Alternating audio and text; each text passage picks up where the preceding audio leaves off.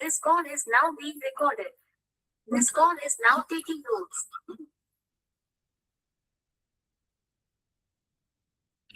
Spine सीधी 3 बार ओम का उच्चारण और उसके बाद प्रार्थना।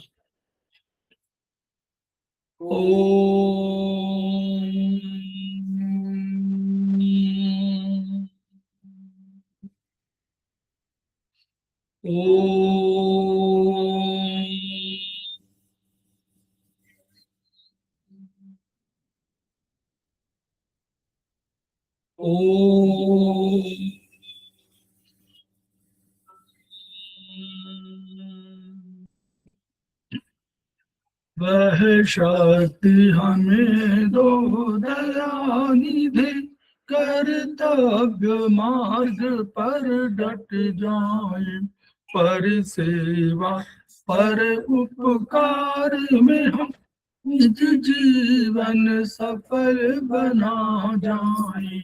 वह शक्ति हमें दो दयानिधि, कर्तव्य मार्ग पर डट जाए।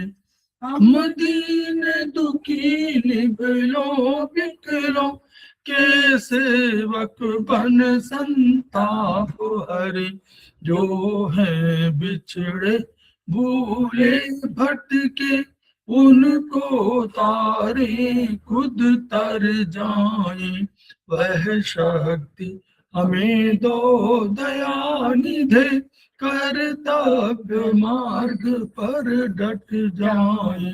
छल द्वेष दंभ पाखंड झूठ, अन्याय से निश दिन दूर रहे, जीवन हो शुद्ध सरल अपना, शुच प्रेम सुधारस बरसाए। वह शक्ति हमें दो दयानिधि, कर्तव्य मार्ग पर डट जाए। ज्ञान मान मर्यादा का प्रभु ध्यान रहे, अभिमान रहे, जिस देव भूमि में जन्म लिया, बलिदान उसी पर हो जाए। वह शक्ति हमें दो दयानिधि, कर्तव्य मार्ग पर डट जाए, पर सेवा पर उपकार में हम निज जीवन सफल बना जाए।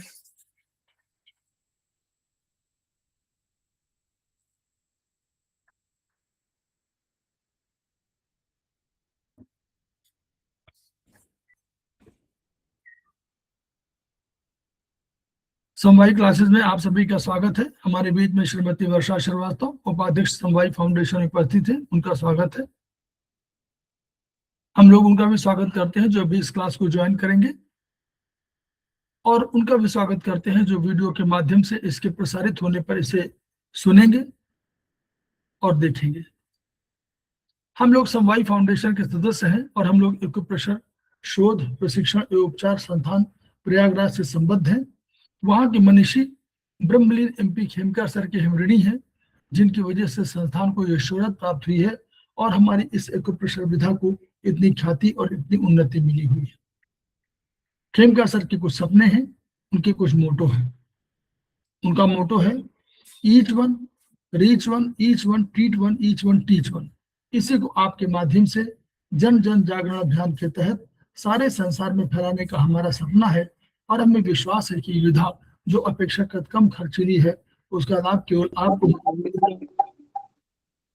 आपके परिवार, पड़ोस, इष्ट मित्र, बंधु बांधवों को ही नहीं मिलेगा, वरन समस्त पीड़ित मानवता को मिलेगा। इसी विचार के साथ हम लोग आज के क्लास की शुरुआत करने जा रहे हैं। हम लोग इस क्लास में नेचुरोपैथी पर प्रकाश डालते हैं, नेचुरोपैथी के कुछ सिद्धांतों पर चर्चा करते हैं, और ऐसी हमारी चौथी क्लास आज शुरू हो रही है। तो नेचुरोपैथी में हम लोगों ने कहा कि जो उसमें भी प्रकृति के उन्हीं तत्वों पर चर्चा है जो हम आयुर्वेदिक एक्यूप्रेशर में यानी आयुर्वेद के सिद्धांतों में जो प्रकृति के तत्व कहे गए हैं, महाभूत कहे गए हैं, उन्हीं पर चर्चा है। तो अगर एक्यूप्रेशर और प्राकृतिक चिकित्सा को दोनों के जो मूलभूत सिद्धांत है और उनको शामिल कर दिया जाए और आहार चिकित्सा, योग साधना, इनके माध्यम से भी उस विधा को, उन दोनों विधाओं को संयुक्त किया जाए तो शायद हम लोगों का जो अधिक कल्याण होगा और जो पीड़ित मानवता है उसको भी रोग से मुक्त होने में अधिक सहायता मिलेगी।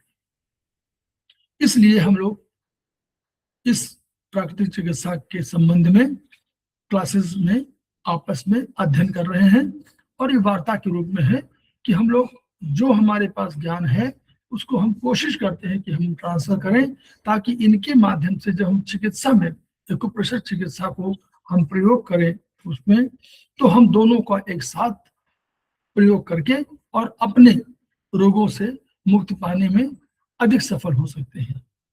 तो इसलिए हम लोग प्राकृतिक चिकित्सा पर विचार कर रहे हैं।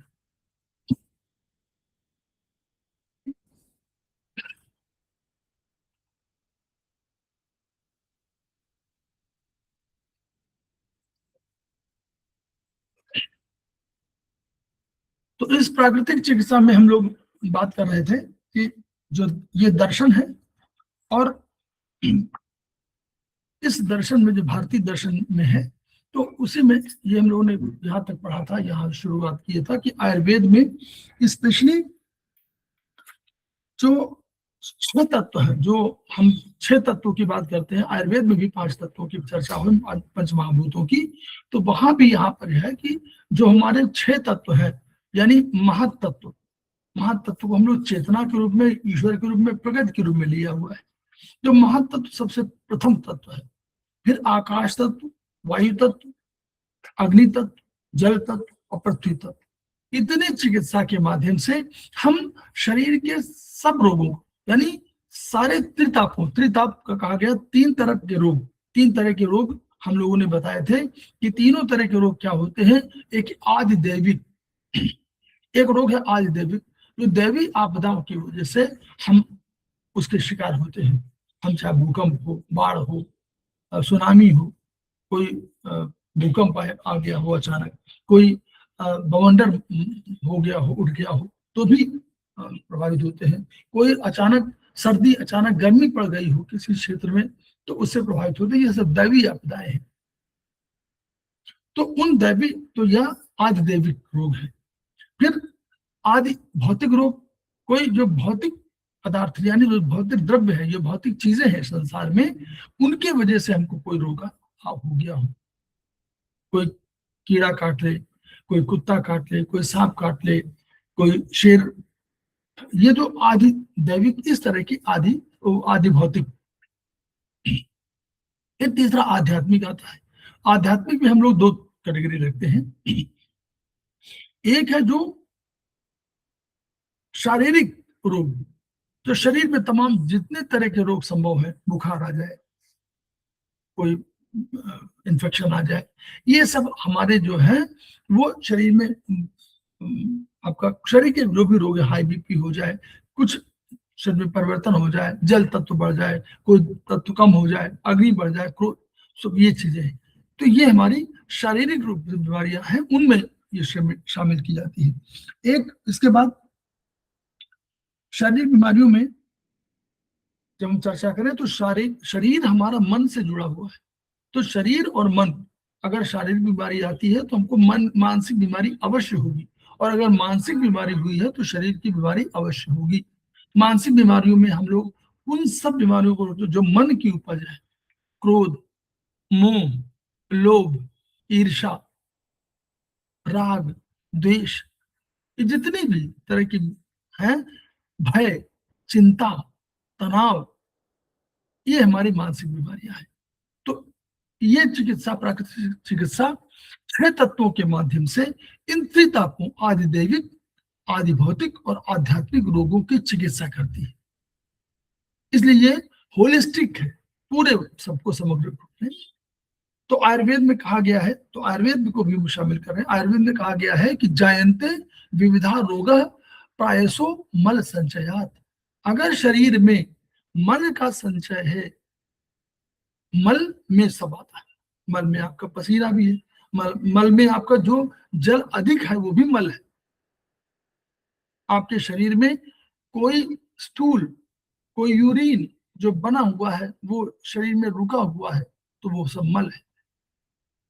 तो मल को निकालने के तमाम साधन है हमारे पास। और मेटाबॉलिक, अगर साइंस की बारे में बात करें तो साइंस की भाषा में कहते हैं कि जो भी टॉक्सिन, टॉक्सिन कैसे, जो भी शरीर में कोई भी एक्शन होता है तो कोई एक क्रिएशन होता है, वेस्टेज भी। कोई फैक्ट्री में कहीं उत्पादन हो रहा हो तो 3 तरह के उत्पादन होंगे। एक उत्पादन क्या होगा, एक प्रोडक्ट होगा जो उसका जो मेन जिसके लिए बना वो फैक्ट्री बनी होगी। दूसरा क्या होगा, एक बाई प्रोडक्ट बनेगा, उसी प्रोसेस में एक बाई प्रोडक्ट बन जाएगा जो उसके साथ जिसको क्या कहते हैं, उप उत्पादन कह सकते हैं। तीसरा हमारा होगा वेस्ट प्रोडक्ट, जिसको हमको बाहर निकालना है, जिसको अल्टीमेटली उसको हमारी उपयोगिता नहीं होती, उसको हम फेंक देते हैं। तो वैसे ही हमारे शरीर में 3 तरह की जो होगी, तो हमारे जो मल है वो हमारा जो है वेस्ट प्रोडक्ट है, उसको हमको बाहर निकालना है। अगर वो नहीं निकालेंगे तो वो कोशिकाओं को प्रभावित करेगा। कोशिकाएं माने हम लोग ने पढ़ा है हुआ साइंस की भाषा में कि कोश स्ट्रक्चर और फंक्शनल इकाई है। कोई cell is the structure and functional unit of the body. तो अब ये सेल, एक तरह के सेल मिलकर के और टिश्यू की रचना करते हैं, फिर कई टिश्यू मिलकर के एक ऑर्गन की रचना करते हैं, फिर कई ऑर्गन मिलकर एक सिस्टम की रचना करते हैं, और कई सिस्टम मिलकर एक शरीर की रचना करते हैं। तो अगर सेल में कोई बीमारी आ गई, यानी सेल परेशान हो गया, सेल को काम करने का मौका नहीं मिला, तो सेल मरने लगेगा। सेल के मरने का अर्थ है कि बीमारी कहीं ना कहीं धीरे धीरे आपको घर कर रही है। तो यानी ये जायन्ते विविधा रोगा प्रायसो मल संचया। फिर आयुर्वेद में और भी कहा गया, आयुर्वेद में कहा गया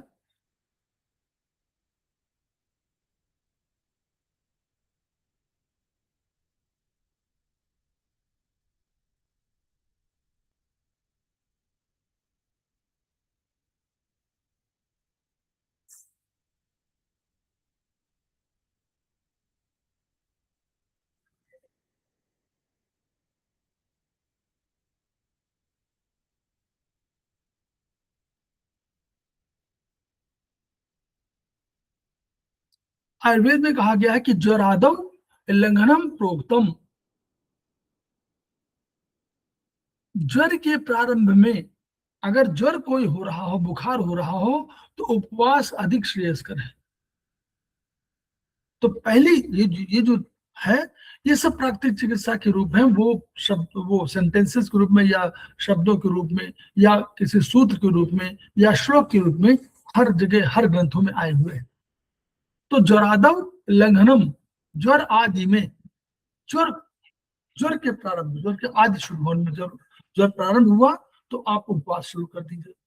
और आप आज से 50 वर्ष पहले अगर चले जाएं, 50 वर्ष में, तो जब आयुर्वेद या प्राकृतिक चिकित्सा का ही अधिक बोलबाला था, तो तुरंत ही ज्वर जैसे प्रारंभ हुआ तो वैद्य जी या जो भी कह लीजिए, वो उपवास कहते थे कि पहले खाना आप छोड़ दीजिए। प्राकृतिक चिकित्सा के बाद जो चिकित्सा मॉडर्न साइंस आई, जिसको हम लोग कहते हैं कि एलोपैथी, तो एलोपैथी ने क्या किया, एलोपैथी ने कहा उनकी गोलियां थी, तो उस गोली को खाने के लिए आपको आवश्यक है कोई भोजन करना, नहीं तो वो रिएक्शन करेगी। तो इसलिए उन्होंने भोजन को कहा कि भोजन भोजन मत छोड़िए। उनका तरफ दूसरा हो सकता है कि भाई भोजन नहीं करेंगे तो शरीर कमजोर हो जाएगा, ये कंसेप्ट हो सकता है, विचार हो सकता है। इस विचारों में कोई नहीं है, हर तरह के विचार हैं, लेकिन प्राकृतिक चिकित्सा का विचार दूसरा है। कहते शरीर के पास अंतर स्वयं एक शक्ति है, जीवनी शक्ति, वो उसका प्रयोग करती है। तो वो जो अगर भोजन में आप खर्च कर दोगे तो भोजन में आपका स्टमक काम करेगा, फंक्शन करेगा, सब सारी एनर्जी लगने लगेगी उस भोजन को पचाने में। तो जो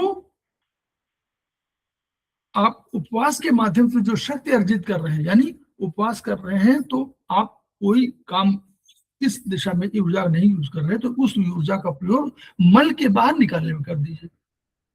तो इसलिए प्राकृतिक समय उपवास का बहुत महत्व माना जाता है।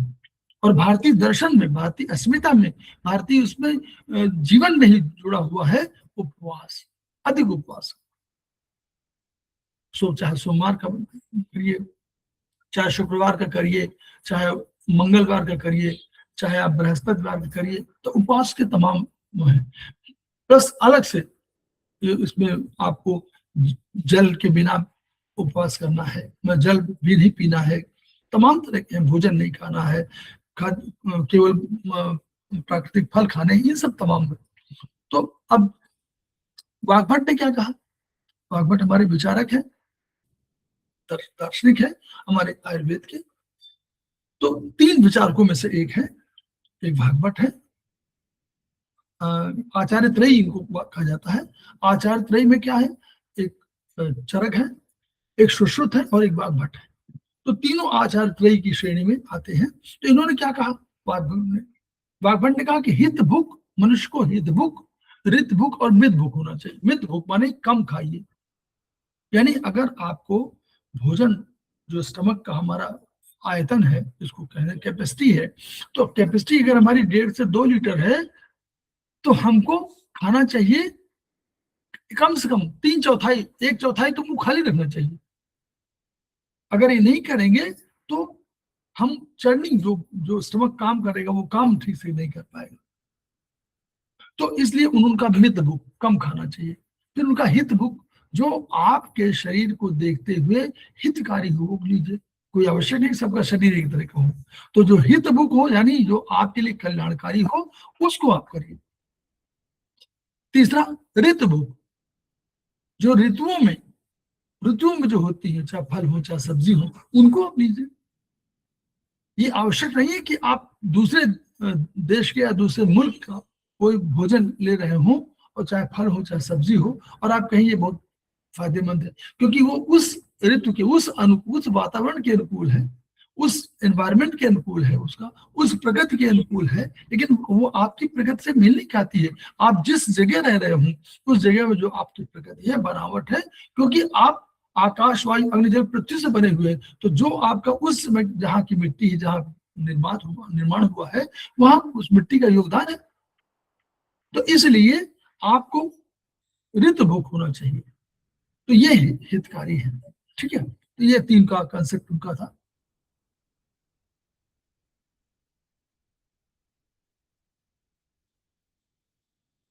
प्राकृतिक जीवन प्रकृति का वर्णन, जो हम प्रकृति का हम अंश हैं, प्रकृति के अंश हैं। तो अगर प्रकृति ने हमारा निर्माण किया है, तो प्रकृति हमारे क्या हुए? पितामह हो गए। तो अगर प्रकृति पितामह है और उनका जीवन दिया हुआ है, तो जो उनके अंश हैं वो हमारे अंश, हमारे भाग है। तो हम प्रकृति के वरदान के रूप में प्राकृतिक जीवन को मानते हैं कि जो जिए प्रकृति के साथ आनंदित होकर। तो विविध रोग प्रकृति के दंड विधान है। अब अगर इस बात को हम लोग समझ लें और आत्मसात कर लें, तो हमारा बहुत सा संकट टल जाएगा कि जो हमारे रोग हैं, विविध रोग, जितने प्रकार के, नाना प्रकार के रोग हैं, ये प्रकृति के दंड विधान स्वरूप है। आपने प्रकृति के नियमों का पालन नहीं किया, इसलिए दंड स्वरूप प्रकृति इनको दे रही है। जैसे हम लोग साइंटिस्ट कहते हैं कि प्रकृति हमको दंड देती है भूकंप के रूप में, सुनामी के रूप। वो मॉडर्न साइंस कहती है, साइंटिस्ट बोलते हैं कि अगर आपने अधिक दोहन किया जलाशयों का या उसका, तो आपको, या पत्थरों का आपने बहुत तोड़ा और पेड़ों को तोड़ा, पेड़ों कटाई किया, या आपने जो है पर्वतों को बहुत अधिक प्रभावित किया, तो प्रकृति दंड स्वरूप कोई ना कोई करेगी, भूस्खलन होगा, तमाम चीजें होंगी। यानी प्रकृति के विविध रोग भी प्रकृति के दंड विधान स्वरूप है। प्राकृतिक जीवन पद्धति हमें प्रगति की ओर ले जाती है, सहज जीवन की ओर लोग जाते हैं। तो उससे तादाद में स्थापित जब करते हैं, तो क्या होता है कि हमारा जीवन सहज होता है और हमारे सारे क्रियाकलाप शरीर के आराम से चलते हैं। हम बहुत के प्रगति के नियमों को पालन नहीं करते। तो अगर ये जीवन के साथ, प्रकृति के जीवन के साथ तादात्म्य करेंगे अपने जीवन का, तो हम उस प्रकृति की सत्ता, जो प्रकृति भी जिस प्रकृति ने जिसको प्रकृति को जिसने बनाया वो ईश्वर है। अगर आप ऋग्वेद में पढ़े तो उसमें 10वें मंडल में लिखा हुआ है यही सब कि ईश्वर ने ही एक सत्ता थी, उसने ये सब क्रिएट किया। इस प्रकार से पूरा सृष्टि की रचना किया। तो यानी ईश्वर, जब जैसे हम प्रकृति के करीब जाते हैं तो हम ईश्वर के अधिक करीब जाते हैं, तो हम नेचुरली हमको कम रोग होगा, कोई शोक नहीं होगा, क्योंकि शारीरिक और मानसिक दोनों हमारे प्रकृति के हैं। तो शारीरिक रोग नहीं होंगे और हमारे मानसिक रोग नहीं, इन दो रोगों से तो यह पूर्ण आनंद की प्राप्ति होगी।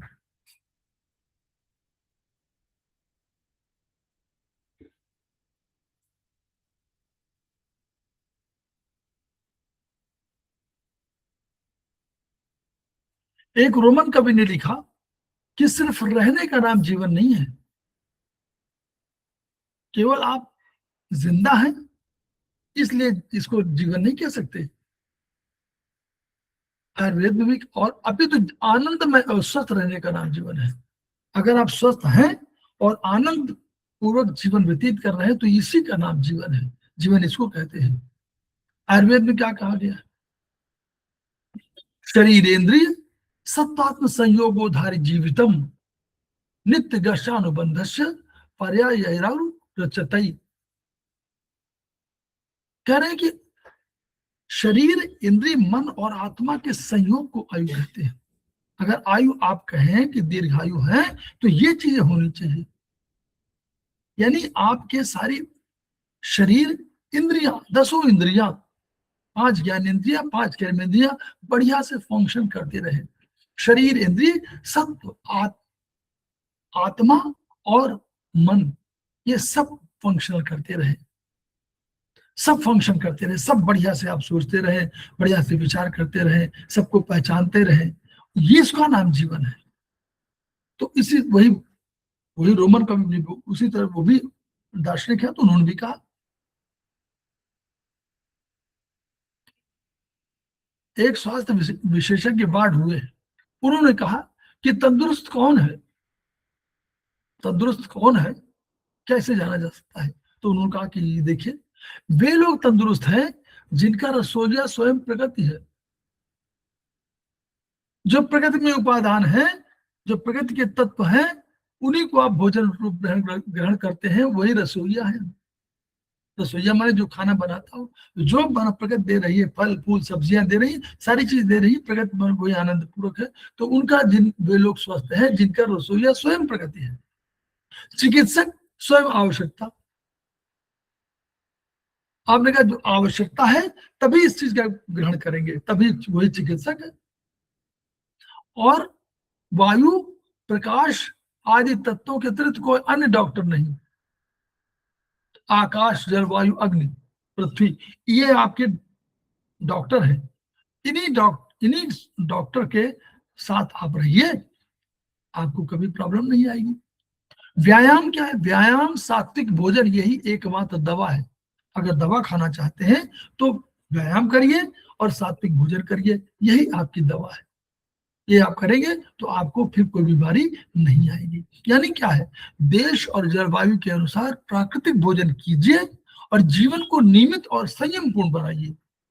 अगर ये आप बनाते हैं तो आपकी चिकित्सा जो है, आपको मतलब स्वस्थ जीवन जीने के लिए आप अपने आप को तैयार कर रहे हैं।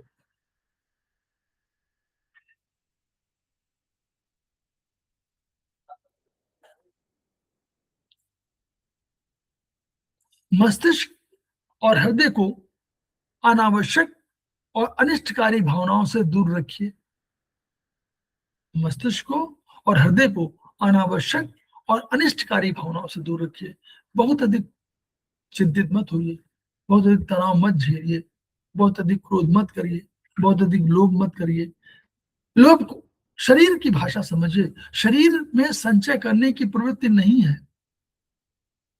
शरीर लोभी नहीं है।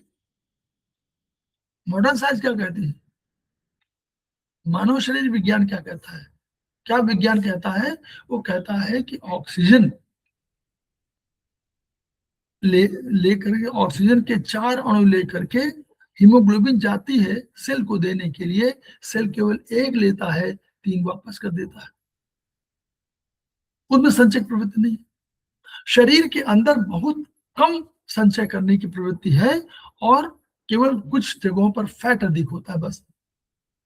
तो अगर आप कोई चीज संचित कर रहे हैं तो आप अपने उन शरीर के नियमों और नियम धर्म का उल्लंघन कर रहे हैं। तो अगर संचय की प्रवृत्ति नहीं है, जितना आपको आवश्यक है उतना भोजन आप ले रहे हैं, जो मान लीजिए ये कहा जा रहा है कि आपके लिए आवश्यक भोजन 1700 लगभग किलो कैलोरी है, ये जीवन के लिए मान लीजिए है, और आप थोड़ा और बैलेंस डाइट लेना चाहते हैं तो आपको लगभग 2000 या 2200 किलो कैलोरी, इससे अधिक लेने की आवश्यकता आपको नहीं है। क्योंकि अगर इससे अधिक आपने लिया और आपने अपने शरीर को व्यायाम, योग, आसन इन सबसे नहीं ठीक किया तो आपके शरीर में स्थूलता आएगी, स्थूलता आएगी तो टॉक्सिन जमा होंगे, टॉक्सिन बाहर नहीं निकल पाएंगे, वही जिसको मल बोलते हैं, नहीं निकल पाएंगे तो वो टॉक्सिन फिर वही बात सेल को प्रभावित करेंगे, टिश्यू प्रभावित करेंगे, ऑर्गन को प्रभावित करेंगे, डैमेज करेंगे, सेल डेड होने लगेंगे। सेल डेड होने, सेल में सेल नष्ट होते हैं तो उनके जो, और विज्ञान की भाषा में सेल नष्ट होते हैं तो उनके तत्व आपके शरीर में ही रहते हैं, तो जो कहीं खराब तत्व है वो भी शरीर में रहेगा तो कहीं तो प्रभावित करेगा। तो इसलिए मस्तिष्क और हृदय को अनावश्यक और अनिष्टकारी भावनाओं से दूर रखिए। और हृदय, चाइनीज थ्योरी कहती है कि हृदय जो है, जो हमारा हार्ट है, वो सारे इमोशंस का कंट्रोलर है, चाहे भय हो, चाहे जो भी हो, चाहे आपका क्रोध हो, चाहे आपका आनंद हो, चाहे आपका हर्ष हो, चाहे आपका भय हो, चाहे जुगुप्सा हो, चाहे आपका अचानक अपने को बाहरी से डर जाना, ये जितने भी चीजें हैं आपकी, वो सब चीजों का कंट्रोलर सब अलग अलग उससे ऑर्गन से प्रभावित है, लेकिन हृदय उनका सबका कंट्रोलर है।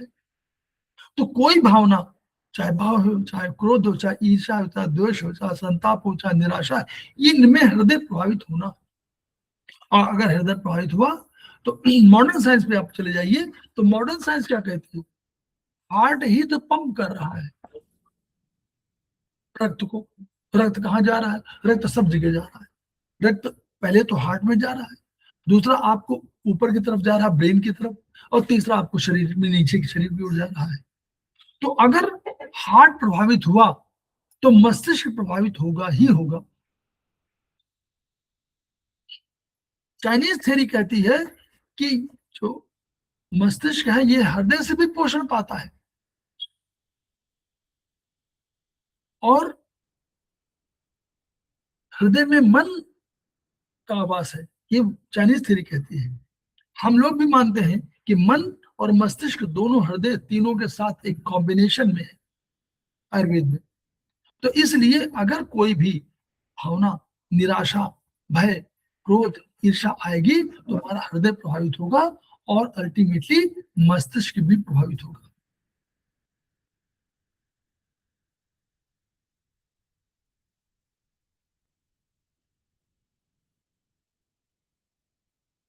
प्राकृतिक चिकित्सा का सर्वाधिक लाभ उनको प्राप्त होता है जो अपने स्वास्थ्य, शक्ति एवं जीने की जिम्मेदारी अपने कंधों पर लेते हैं। हमको स्वस्थ रहना है, ये मेरा विचार है। इस विचार को कार्यान्वित कैसे करते हैं ये भी तुमको देखना है। अगर हम स्वस्थ रहने के प्रतिज्ञा ले रहे हैं, संकल्प ले रहे हैं, तो उसकी जिम्मेदारी भी हमारी है, उसमें शक्ति अर्जित करना भी हमारा काम है, उसकी एनर्जी को हमको बैलेंस रूप में वितरित करना भी मेरा काम है। तो सारी जिम्मेदारी अपने कंधों पे लेती है। और हम लोग जो आपको जीवन में तमाम आपको छोटे छोटे सुख आते हैं, जिनको हम बोलते हैं कि किंवदंतियां हैं, उनको हमको जरूर याद रखना चाहिए। ईश्वर उनकी सहायता करता है जो अपनी सहायता स्वयं करता है। ये जिम्मेदारी अगर नहीं लेंगे आप, तो आपके स्वास्थ्य की रक्षा कोई डॉक्टर नहीं कर सकता, कोई चिकित्सक नहीं कर सकता, कोई प्राकृतिक चिकित्सक नहीं कर सकता। अगर आपने ये सोच लिया है कि आप बीमार रहना कि आपने ठान लिया है, तो कोई आपको ठीक नहीं कर सकता। पहले तो आपको स्वस्थ रहने की जिम्मेदारी लेनी होगी, आपको विचार मिलाना होगा कि हम स्वस्थ रहना चाहते हैं, फिर उसके लिए जो कार्य है वो करना पड़ेगा। प्रगति के साथ साथ आधार प्राकृतिक जो प्रगति है, उसके जो मूल उपादान है उनके प्रति साहचर्य, चाहे वो वृक्ष हो, चाहे वो नदी हो, चाहे वो नाले हो, चाहे वो समुद्र हो, चाहे वायु हो, चाहे जो भी प्रगति के उपादान है, उन सब पर आपको मिट्टी सब। प्राकृतिक चिकित्सा में धर्म, आस्तिकता और स्वास्थ्य का आपस में सामंजस्य माना जाता है। धर्म कुछ नहीं है, जीवन जीने का धर्म है, कैसे हम जीवन जीते हैं। आस्तिकता भी क्या है, एक ऐसी शक्ति पर विश्वास जिसको हम मानते हैं कि वो हमको शक्ति दे रही, वो ऐसी शक्ति पर विश्वास है जिसने हमको बनाया, कोई तो निर्माण करना है। अगर मॉडर्न साइंस की भाषा में कहें तो अभी भी बहुत चीजें ऐसी हैं जो इंटरप्रिटेशन में नहीं है, कोई नहीं जानता कि इंटरप्रिटेशन कैसे कैसे हुआ। हम लोग अभी पढ़ते हैं तो हम लोग कहते हैं कि हमारे जो ब्लड का क्लॉटिंग होती है, उसके लिए हमारे पास, ब्लड की क्लॉटिंग के लिए हमारे पास 13 फैक्टर्स हैं जो ब्लड की क्लॉटिंग में सहायता करते हैं। उसमें छठवां फैक्टर अभी हम लोगों को अज्ञात है कि which is the sixth factor, क्या है। क्या हम प्रगति को जान गए हैं? अगर हम मानते हैं कि ईश्वर नहीं है, तो फिर ये तत्व कौन सा है, क्यों नहीं बता पा रहे हैं आप? और अगर हमारा ज्ञान बहुत सीमित है, तो कोई सत्ता जरूर होगी। अगर हमारा ज्ञान सीमित है, तो कोई सत्ता तो है जिसको अधिक ज्ञान होगा, जो हमको चला रही है। हम उसको समझ ही नहीं पा रहे, आज नहीं जान पाए। आप कहेंगे हम बनाएंगे, हजारों साल बाद बना लेंगे, तब जान जाएंगे। तो हजारों साल तक जब तक बना नहीं लेते, तब तो मानिए। तो ये आस्तिकता कुछ नहीं है जी, वो भी अपने को विश्वास और अपने को स्थिर करने की एक आस्तिकता में कोई ऐसा नहीं कि आपको कुछ कोई दे देता है। आप स्वयं विश्वास करते हैं कि ये हमको मिल रहा है, तो आपका विश्वास बढ़ता है और आपको अपने काम करने की, कर्तव्य करने की प्रेरणा मिलती है। और स्वास्थ्य नेचुरली, जब आप प्रकृति के साथ साहचर्य रखेंगे, ये मानेंगे कोई सत्ता देख रही है आपको, तो आप अच्छे कामों करेंगे और सत्कर्मों के साथ साथ निश्चित रूप से आपका स्वास्थ्य बढ़ेगा। धर्म का, भारतीय दर्शन में धर्म बहुत उत्कृष्ट नहीं है, बहुत कठिन नहीं है, बहुत क्लेश को देने वाला नहीं है, बल्कि आपको सुख देने वाला है। धति, क्षमा, दमोस्तेयम, शौच, मिंद्री निग्रह, धीह, विद्या, सत्य, मक्रोधो, दशकम धर्म लक्षण। धर्म के लक्षण जो बताए गए हैं, कई कई तरह के सूत्र मिलेंगे, श्लोक मिलेंगे। तो एक श्लोक ये भी है कि धृति है, धैर्य, क्षमा, क्षमाशील होना, दमोस्तेयम, दमन, मन को मन को कंट्रोल में रखना, इंद्रिय निग्रह, इंद्रियों, मन द्वारा इंद्रियों को कंट्रोल करना, धृति, क्षमा, दमोस्तेयम, शौच, पवित्रता, मन, शरीर, वाणी, सबकी पवित्रता। तो शौच, इंद्रिय निग्रह, और धी माने बुद्धि, विद्या, सत्य, अक्रोध, क्रोध न करना, ये धर्म के लक्षण कहे गए हैं। तो इसमें कोई बात ऐसी नहीं है जो आपको ये सिखा रही हो कि गलत। सारी चीजें वही है, जो गुण है, जो मानव के गुण है, उन्हीं गुणों का विवेचन है। तो धर्म जीवन जीने की कला है, ये अपने आपको अधिक गुणवान बनाने की कला है।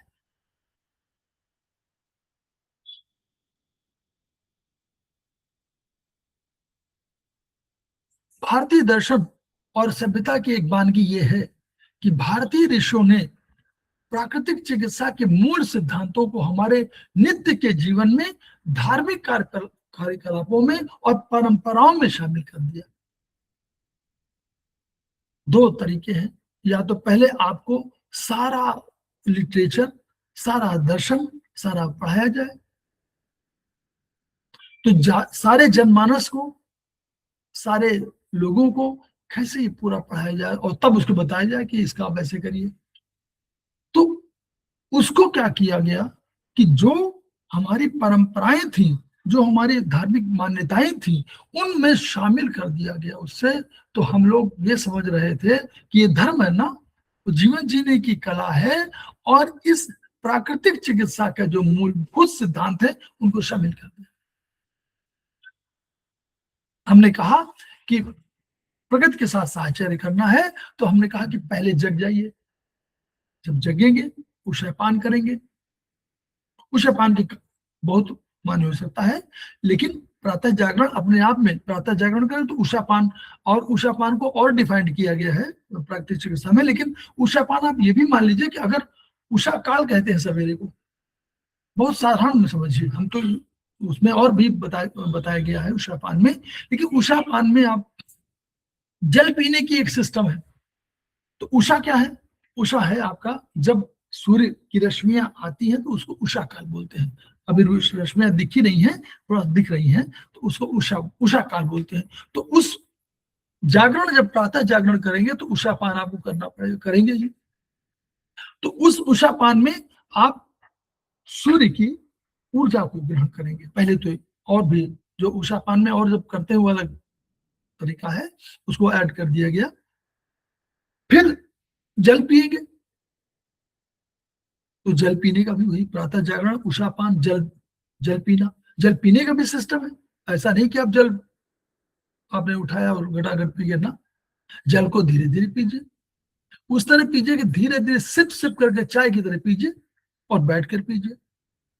उससे क्या है, उससे देखिए साइंटिफिक क्या इंटरप्रिटेशन है कि उससे मेटाबॉलिज्म होगा आपका जल का भी, क्योंकि जल भी 6 पदार्थों में है, जो हम लोग कहते हैं प्रोटीन, कार्बोहाइड्रेट और फैट, और उसके साथ मिनरल्स, विटामिन और जल। तो जल का भी मेटाबॉलिज्म होगा, तो मेटाबॉलिज्म बढ़िया होने के लिए फिर सूर्य नमस्कार, व्यायाम भी हो गया और सूर्य की आराधना भी हो गई। सूर्य के 10 मंत्र, सूर्य के 12 मंत्र हैं, उन 12 मंत्रों को जाप करते हुए और सूर्य नमस्कार करेंगे तो योग भी हो गया, व्यायाम भी हो गया, और मंत्रों का उच्चारण भी हो गया, सूर्य की आराधना भी हो गई। उस सूर्य की, जो प्रकृति के जितने भी देवता हैं, प्रकृति में जितने भी देवताओं की सृष्टि है, सूर्य उनके मेन मुख्य रूप से दिखाई देने वाले देवता हैं, जो दिखाई पड़ते हैं, और सब गुप्त है, छिपे हुए हैं उनके रहस्य में। लेकिन सूर्य में दिखाई पड़ते हैं तो उसके पहले, और चाइनीज दर्शन में अगर आप पढ़ें तो सूर्य स्वर्ग के अधिष्ठाता है। यानी स्वर्ग जो है, स्वर्ग जो जो शक्ति, यांग शक्ति ने स्वर्ग की रचना किया, तो सूर्य उसके आराध्य, वो सूर्य उसके रिप्रेजेंटेटिव है। तो सूर्य नमस्कार हो गया, सात्विक भोजन हो गया। सात्विक भोजन का अर्थ क्या है? जो आप पचा सके वो सात्विक भोजन, जिसमें, क्यों? क्योंकि हो सकता है आपकी एक्स्ट्राऑर्डिनरी कोई शक्ति हो कि आप सारी चीजों को पचा लेते हो, फैट को भी खूब पचा लेते हो। लेकिन नॉर्मल जो शरीर का धर्म है, उसके अनुसार जो आपको सुपाच्य है वो सात्विक भोजन के रूप में है। एकादशी का उपवास, उपवास की बात कही गई, तो उन्होंने सिस्टम को कर दिया। ये नहीं कहा एकादशी को उपवास कर दिया कि इसमें आप जरूर करेंगे, चाहे धार्मिक मानते हो चाहे, और उसके साथ साथ महातत्व की बात, तो उन्होंने सवेरे शाम को आपको कह दिया कि आप इसमें विष्णु सहस्त्रनाम भी पढ़िए, विष्णु सहस्त्रनाम पढ़िए तो उसमें सारे, उनमें भी देवताओं की आराधना है, तो वो भी कर रहे हैं, तो महातत्व की भी हो गई और एकादश उपवास भी हो गया। प्राणायाम, प्राणायाम में आपने क्या किया, सांसों पर नियंत्रण किया और सांसों के आने जाने का मूवमेंट आपने तय किया, तो जो सांस हम लोग आधी सांस लेते हैं उन्हें पूरी सांस लेना सिखा दिया। आधी सांस लेने में कार्बन डाइऑक्साइड हमारे निकल नहीं पाती, ऑक्सीजन हमारे पास जा नहीं पाता, तो उसको उन्होंने ऐसे ठीक कर दिया।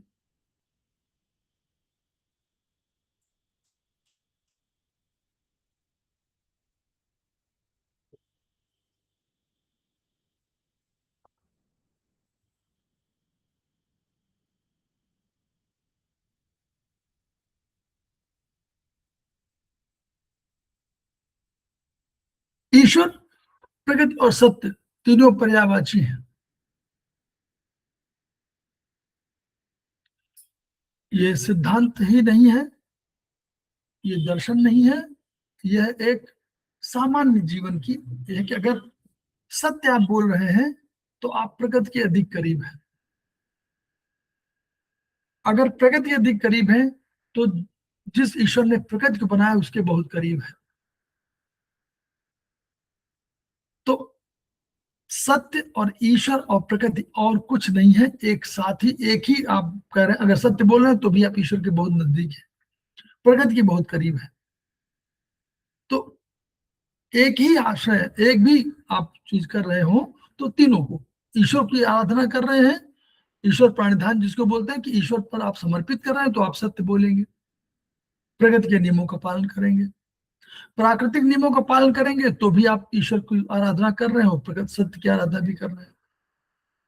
तो तीनों पर्यायवाची हैं। प्रकृति के घटक क्या है, आकाश है, वायु है, अग्नि है, जल और पृथ्वी है। इन्होंने मानव शरीर की रचना किया है। ईश्वर के अंश आत्मा का समावेश होने पर चेतना ही, खादेय चेतना ष्ठा अधातव पुरुष स्मृत, यानी खादेय माने आकाश, वायु, अग्नि, जल, पृथ्वी, खादेय चेतना प्लस चेतना प्लस एक चेतना धातु मिल रही है, तो ये इसको पुरुष कहा गया, यानी मानव कहा गया। रामचरितमानस में क्या कहा कि ईश्वर अंश जीव अविनाशी और चेतन अमल सहज सुखराशि। जीव जो आत्मा है ये ईश्वर के अंश के रूप में, वो अविनाशी है, चेतन है, अमल है, मल रहित है, अविनाशी है, कभी नष्ट नहीं होगा। वो वहां से गीता से प्रेरणा ले रहे हैं कि न जायते म्रियते व कदाचिन नायम भूत्वा भविता व न भूय अजो नित्य शाश्वतोयम पुराणो न हन्यते हन्यमाने शरीरे। ये एनम वेति हंतारम यशैनम मन्नते हतम उभौ तौ न विजानीतो नायम हंति न हन्यते। देहिनोस्मिन् यथा देहे कौमारम यौवनम जरा तथा देहांतर प्राप्ति धीरस्तत्र मुह्यते।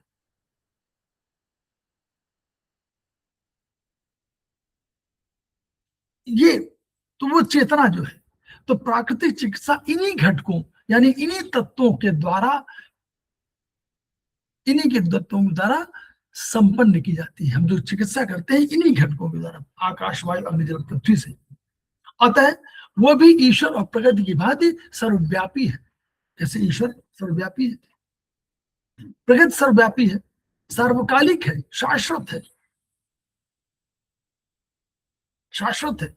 तो वैसे ही ये, जैसे ये हमारी ईश्वर और प्रकृति ये सर्वव्यापी है, सर्वकालिक है, वैसे ही हमारी ये प्राकृतिक चिकित्सा भी सर्वकालिक है, सर्वदेशिक है, सर्वकालिक, सर्वव्यापी है।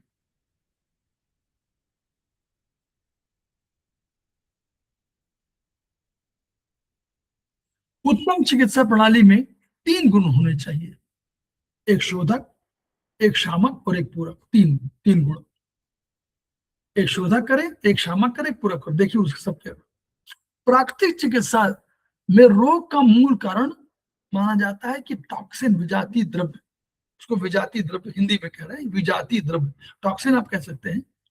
तो विजातीय द्रव्य, इसको मल भी कह सकते हैं, विजातीय द्रव्य का बहिष्करण होना है और रोग रोगी का शरीर निर्मल बनाना है। तो ये हमारा शोधन किया, सफाई किया। हमने क्या किया कि इस टॉक्सिन को बाहर निकाल दिया। तो ये हमारा इस चिकित्सा का शोधक गुण हो गया। फिर प्राकृतिक चिकित्सा में क्या किया, सीधे सीधे प्रयोगों द्वारा रोगी को तत्काल आराम मिलता है। आपने कोई चीज चिकित्सा किया, जल चिकित्सा किया, पैरों की चिकित्सा, तलवा स्नान किया, आपने कटी स्नान किया, आपने कोई भी स्नान किया, आपने गीली पट्टी के लपेट लगाया, कोई भी जो भी किया, आपने मिट्टी के पट्टी लगाई, तो सीधे सीधे प्रयोगों द्वारा रोगी को तत्काल आराम मिल गया, रिलैक्स बॉडी हो गई। मालिश भी उसके सिस्टम में है, मालिश अलग नहीं है। रोग जो भी वो प्राकृतिक चिकित्सा है, अगर कोई मालिश कर रहा है, मर्दन कर रहा है, तो मर्दन वहीं से आया, वो प्राकृतिक चिकित्सा है, उसमें कुछ नहीं करना, उसमें ऑयलिंग करनी है। तो ये क्या, तत्काल आराम मिलता है, जो इसका शामक गुण है, शमन कर दिया। जो आपको रोग है, आपकी थकान है, आपको मालिश कर दिया तो क्या हुआ, मिट्टी के लपेट दे दिया, पैर का स्नान करा दिया, इन सब से क्या हुआ, इन सब से क्या हुआ, सीधे से प्रयोग किया, आपको आराम मिल गया। ये शामक, शमन किया, रोग का शमन किया, शामक गुण। तो शोधक माने चीजों को निकाला, वो शोधक, सफाई कर दिया। शामक माने उस रोग से आपको शमन, रोग का शमन किया, तो शामक गुण हो गया। तीसरा गुण क्या है, इस चिकित्सा में रोगी शरीर को, रोगी जो शरीर है उसको आवश्यक पोषक तत्वों की उपलब्धि करा दिया, भोजन के माध्यम से। जो आपने भोजन दिया, जो जैसा भोजन उसको चाहिए वो भोजन दे दिया, तो आवश्यक पोषक तत्वों की उसको उपलब्धि हो गई, ये पूरक गुण हो गया। यानी जो शरीर में कमी थी उसको पूरा कर दिया। तो 3 गुण है, शोधन, शामक और पूरक। तो ये प्राकृतिक चिकित्सा उस संदर्भ में है।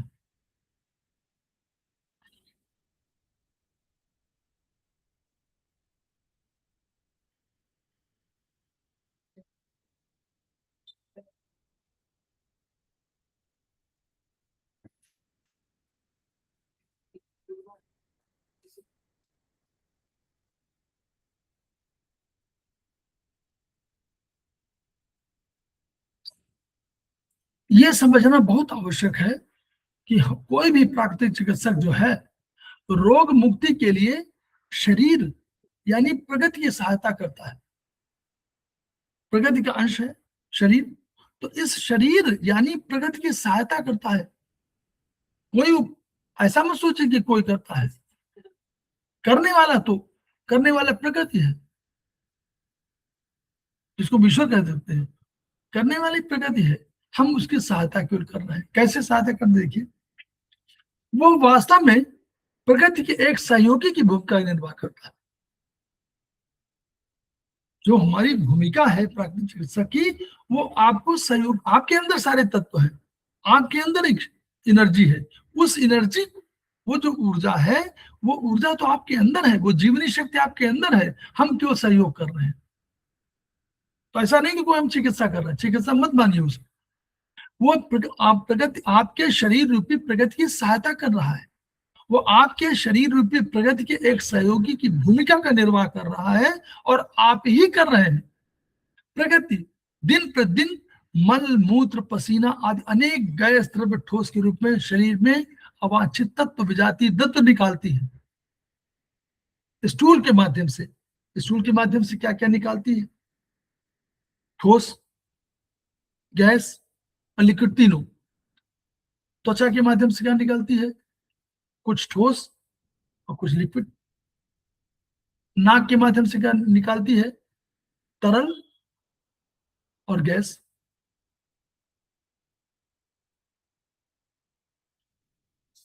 मुंह के माध्यम से क्या निकालती है, नाक के माध्यम से क्या निकालती है, ठोस और तरल।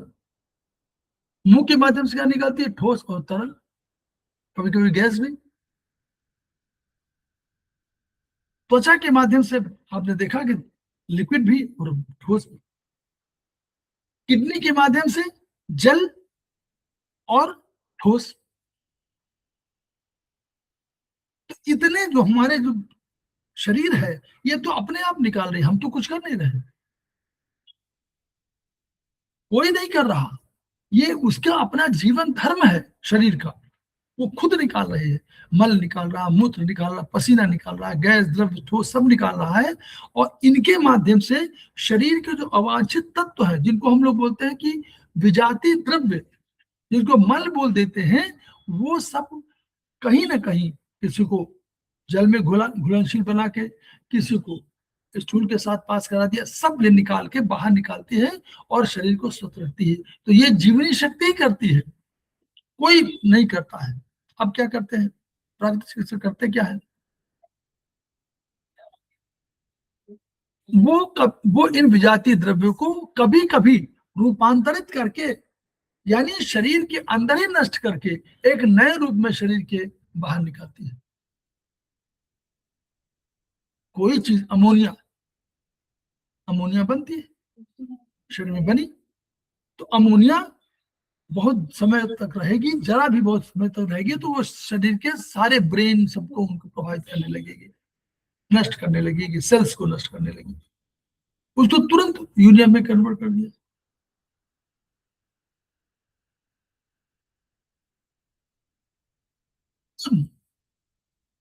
यूरिक एसिड में कन्वर्ट कर दिया।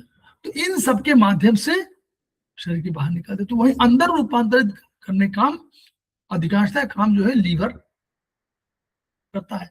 तो रूपांतरित कर दिया और किडनी सहायता करके उसको बाहर निकाल दिया, तो नए रूप में शरीर के बाहर वो खुद कर दिए। प्राकृतिक चिकित्सक रोग मुक्ति के लिए प्रकृति द्वारा दिए गए किए जा रहे प्रयासों में प्रकृति के सहयोगी के रूप में हाथ बटाता है। वो आपको इसमें सहायता करता है कि कैसे जो जो शरीर रूपी प्रकृति है, जो अपने चीजों को बाहर निकाल रही है, उसमें हम उसकी सहायता कर दे। वो तो स्वयं निकाल रही थी, हमने उसको केवल सहायता कर दिया, उसका हाथ बटा दिया, तो उसकी शक्ति बढ़ गई। कोई पानी उलीच रहा हो, कोई जैसे गांव में होता है पानी उलीचने काम, तो उसको दो लोग जो है, एक ढोल होता है, क्या कहते हैं, बड़ा सा बर्तन टाइप का, उसको वो पानी उससे निकालते हैं कि गड्ढे में कोई पानी हो उसको बाहर निकालना है। तो दो लोग खड़े हो जाते हैं रस्सी के माध्यम से, तो जो निकाल रहे हैं तो हम वो उस पानी को उस पर सहायता करने, तो अगर तीसरा कोई आता, मान लीजिए दो आदमी कर रहे हो और नहीं निकाल पा रहे हो, एक तीसरा आदमी आ जाए, उधर भी आ जाए, चौथा आ जाए, तो दो आदमी निकाल देंगे तो सहायता ही तो करेंगे, वो तो कर रहे हैं पहले से, वो देर सवेर करते। आपने आकर के उनका हाथ बटा दिया और आपने जल्दी निकाल दिया, तो वो प्रगति अपने आप कर रही थी, हमने केवल उसकी सहायता कर दिया। प्रगति के अंदर कौन सा तत्व है, जीवनी शक्ति है, वही सब कर रही है। और हम लोग चाइनीज में भी कह रहे हैं, चाइनीज में कहते हैं इसेंस, किडनी वो कहते हैं स्टोर होती है, किडनी में स्टोर होती है, लेकिन वो हमारी इसेंस है। और ये इसेंस हम लोग कहते हैं कि यही इसेंस परिमार्जित और परिष्कृत होती है, और यही इसेंस लगातार आपको ऊर्जा के रूप में बनती रहती है। तो प्राकृतिक चिकित्सा कहती है कि जीवनी शक्ति है हमारे अंदर, जो हमारी जीवनी शक्ति अगर प्रबल होगी तो रोग प्रतिरोधक क्षमता हमारी बढ़ी हुई, और इस जीवनी शक्ति को हम परिमार्जित और परिष्कृत कर सकते हैं। तो अगर हम कर रहे हैं तो इसी रोग प्रतिरोधक क्षमता को बढ़ाते हैं। तो हमारा प्राकृतिक चिकित्सा जो चिकित्सा करते हैं, वो इस जीवनी शक्ति को, आपके शरीर रूपी प्रकृति की जीवनी शक्ति को बढ़ाने का काम करते हैं, परिमार्जित काम करते हैं, परिष्कृत काम करते हैं, और उसके काम में उसको सहयोग देते हैं, और कुछ नहीं करते। इसलिए शरीर स्वयं अपने आप चिकित्सक है, हम उसकी सहायता कर रहे हैं। ये हमें प्राकृतिक चिकित्सा सिखाती है।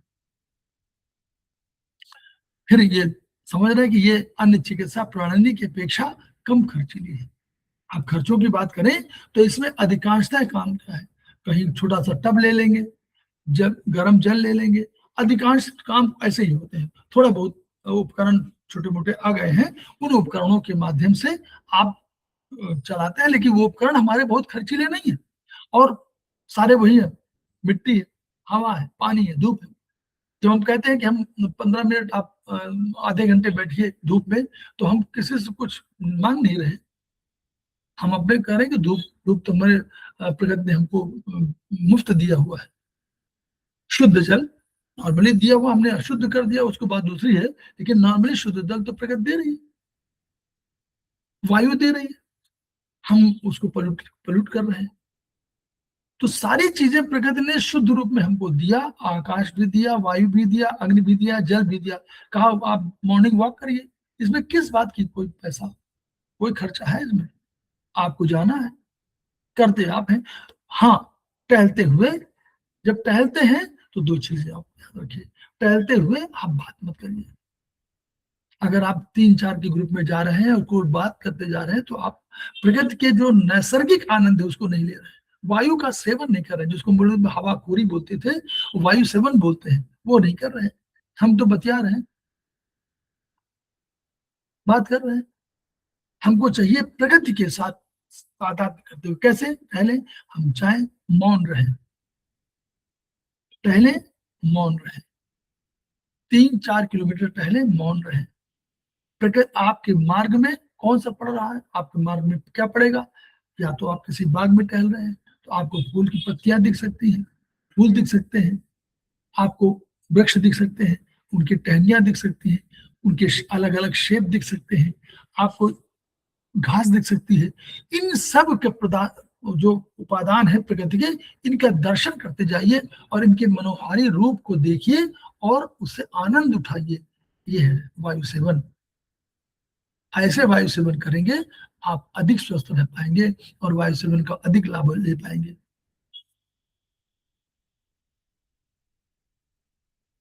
तो हम लोग आज इसको यहीं पर समाप्त करते हैं।